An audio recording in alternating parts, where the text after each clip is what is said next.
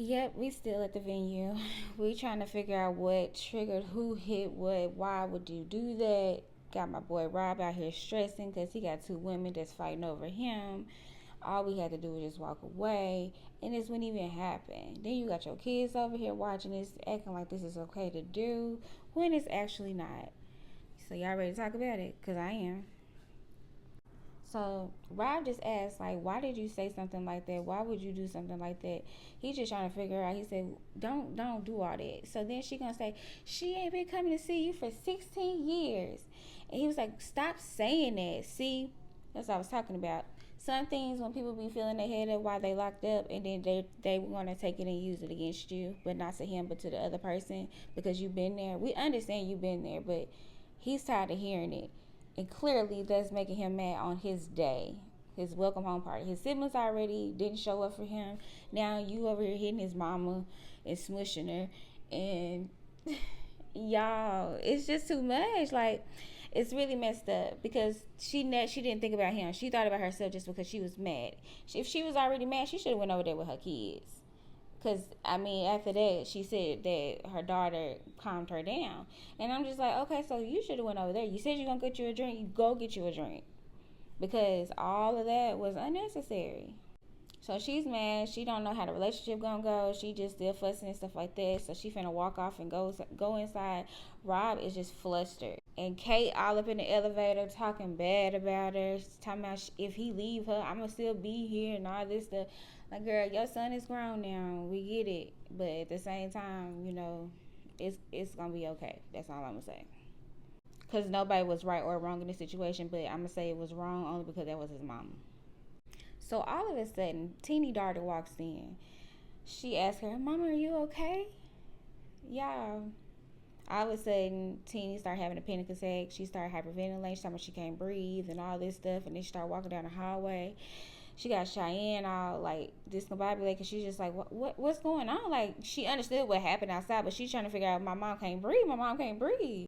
So of course, she's just trying to help her bring her back to her normal self, and she used all the texts that her mom taught her when she has panic attacks and stuff to just breathe.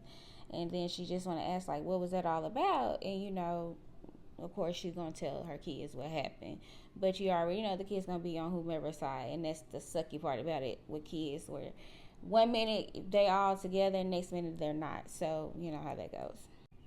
Y'all, poor Rob. Rob just standing outside. He don't know which way to go, left or right. Do I go find my mom or do I go find my wife? Like, he don't know what to do because he just feels like this is my special day of coming home. My wife and my mother were fighting. I'm out here trying to figure out life. I'm trying to protect my family and my other family, and we out here fighting each other in public. I thought we was better than that. Well, I'm sorry. Tina should just walked away. I'm stand on that. I don't care. It's easily to walk away instead of making a scene. Because we don't do that in nice places. I'm just saying. Because y'all probably not going to be able to come back. They probably going to say, do not let these couples come back. Right here. So, of course, Teeny's in the highway with her kids talking about she don't care. She talking bad about his mama in front of the kids. Of course, the kids are upset, scared, all the above, but she's over there saying, like, she always come around and be negative. I don't like that. And she didn't even be around when he was locked up and all this. Like, girl, okay, we got it. We understand. The only thing that she should just realize is you should never hit your mama. That's all. That's all people want to just say. I understand you apologize, but we're just talking about the show. That's it. But it's just the fact, like, people, some people would, some people wouldn't. So it's a 50-50 chance. But yeah, let's go. So Rob was walking his mama outside. She told me, I'm done with you. I'm done. Don't call me no more. You go take care of them kids and that girl, blah, blah, blah, blah. I knew that broke his heart because he said his mama was his best friend and they used to talk all the time. And then all of a sudden, everything just stopped. I guess everything just changes, over time, where she feel like, okay, I can't keep stressing and worry about my son. I got to be out here to live my life as well. But I feel like she shouldn't have said that to him because he still has that same mindset of where he was before. and she's doing it, and it's messing him up in the process. Both of them don't even realize that it's affecting him. He don't know what to do. So yeah, that we just gonna leave it at that, because this is, I don't know, this one is a little but we gonna keep going. We TV messy. They gonna record this part for the welcome home when everything was all on the ground, the cake, everything, food, drinks, all that just demolished and tow up. Just saying.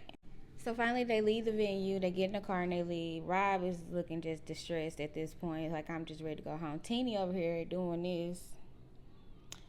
I broke a nail and I'm on my period. And he talking about some, yep. And I broke my chains. Both of my chains are broken. And look at the kids in the back. They look distressed too. They are confused about what just happened. Why would grandma do that to my mama? Rob looking like, I'm just ready to go home. I'm over this day. This day was supposed to be about me. And obviously, this day is not for me.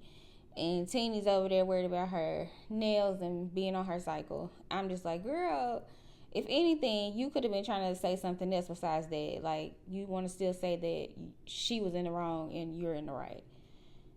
So finally, we all made it home, and they're sitting around the table, I guess, communicating about what just happened, and everybody's just taking all the energy in from each other.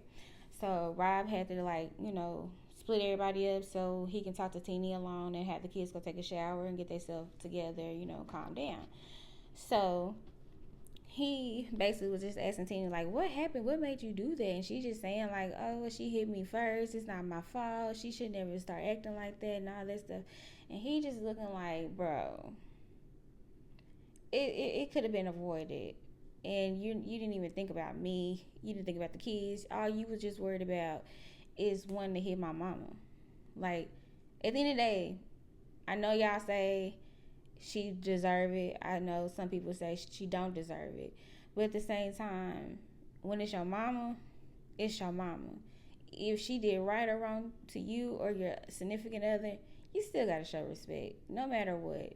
I understand she might disrespected her. She said derogatory things to her. Okay. But she could have said the same thing. It's two sides to every story. Yes, it's scripted. I know. I'm just going to reiterate that because some people say that in the comments.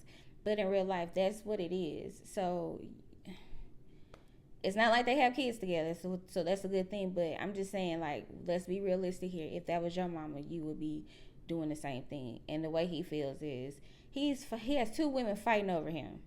And he don't know what to do. All he want to do is just enjoy his time out and just be with his family. Right now, he got everything on his shoulders because after one little thing, because she just couldn't just walk away. But yeah, we gonna keep going. So before the kids had left, I forgot to add this in. Before the kids had left to go take a shower and stuff, he hugged each one of them, basically apologized to them, saying that he's sorry, he loved them. Right there, that was a sweet moment, only because, like, you never see that soft side of him where he's actually being emotional with the kids and actually apologize, because some people don't even do that. They just, all right, just go upstairs, we be up there in a minute, we're gonna talk down here. But he actually just cared and understood, like, I'm sorry, I was not trying to put y'all through that, and I don't want to be the cause of that. And that's real. So kudos to you, Rob. I like that moment. I'm gonna show a picture of it. And so she just felt the love, and that, that's her provider and protector, and she called him dad. So Tennie decides to take the kids on to the water park just so they can have fun and take the pressure off of them, so they won't be stressing about it in the house, and get their mind off of things and just be a normal kid. And they're just excited to go, and they just want to go just have fun. Tennie was trying to see if she needed the season passes or do she just pay the regular price. The guy was just like, you can just use it as many times as you want. It's unlimited. They can just come and go as they please instead of just paying the time. It's only $250. She was kind of like, I don't know. Then she brought a backstory about her being a stay-at-home mom and how money isn't like how it used to be when Rob was locked up. Now he has another job and it don't make as much. Like for part 2.